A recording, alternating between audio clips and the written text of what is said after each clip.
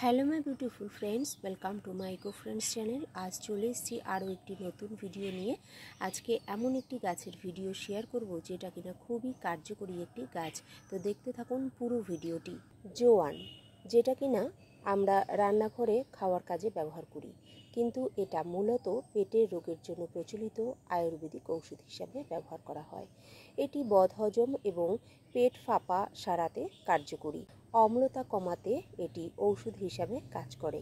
আমাদের দেশে আবহাওয়ার পরিবর্তনের সাথে সাথে ছোটোখাটো শারীরিক সমস্যা যেমন সর্দি, কাশি, জ্বর, বমি এগুলো লেগেই থাকে।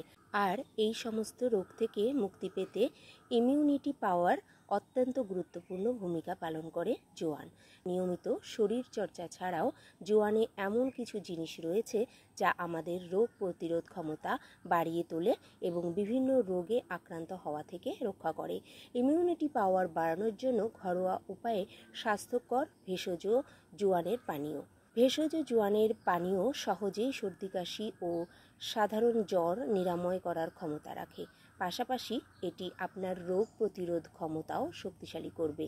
জোয়ানে অনেক অ্যান্টিঅক্সিডেন্ট থাকে যা আমাদের সংক্রমণ থেকে রক্ষা করে। জোয়ানে প্রচুর পুষ্টি থাকে যা শরীরকে সুস্থ ও ফিট রাখতে সহায়তা করে। তো এখানে আমি এই গাছটা অনেকটা বড় হয়ে গেছে, নুইয়ে পড়ে যাচ্ছে। কিছুদিন আগে প্রচুর বৃষ্টি হয়েছে, তো তাতে গাছগুলো নুইয়ে পড়েছে। তো যাই হোক, গাছগুলো যাতে নষ্ট না হয়ে যায়, আর একটু আগা ছেটে দিলে হয়তো একটু ঘন হবে, তো সে কারণে আমি এটা তুলে নিচ্ছি আগার থেকে। আর এভাবে সমস্ত পাতাগুলো যতটা পারবো তুলে নেব, গাছটা বাঁচিয়ে রেখে অবশ্যই। তাতে করে এই পাতা থেকে শুনেছি বড়া খাওয়া যায়, তো আমি আজকে সেগুলোই ট্রাই করব, দেখাবো কেমন হয় সেই বড়াগুলো। আর এটা খাওয়াও অত্যাধিক উপকারী। তো একে একে আমি সমস্ত পাতাগুলোকে তুলে নেব যতটা নেওয়া সম্ভব। তো এই যে আমি সমস্ত পাতাগুলোকে তুলে নিয়েছি, এখন এইভাবে রয়েছে। আমি কিছুদিন পরে ওই ডগাগুলোকে অন্য পাত্রে আবার লাগাবো। এই যে ডগাগুলো দেখা যাচ্ছে, এই ডগাগুলো আমি অন্য জায়গায় লাগাবো ভাবছি। দেখা যাক এখান থেকে আবার নতুন চারা গাছ তৈরি হয় কিনা, তো সেটা আপনাদের সাথে পরবর্তীকালে শেয়ার করব। আর এখন এই পাতাগুলোকে ভালো করে ধুয়ে পকোড়া বানাবো। তো দেখতে থাকুন কেমন হয় ব্যাপারটা। তো চলুন দেখুন, এই গাছের পাতাগুলো কেমন একটু জল জল মতো লাগছে দেখতে, মানে ভেতরে মনে হচ্ছে অনেক জল ভরা রয়েছে। একটু স্পঞ্জের মতো লাগে এগুলো দেখতে, ভেলভেট ভেলভেট টাইপের। তো এই পাতাগুলো সবগুলো পাতাই দেখাচ্ছি কীরকম দেখতে। বেশি বড় নয় পাতাগুলো, তবে সামনে পেছনে দুদিক থেকেই দেখানোর চেষ্টা করছি।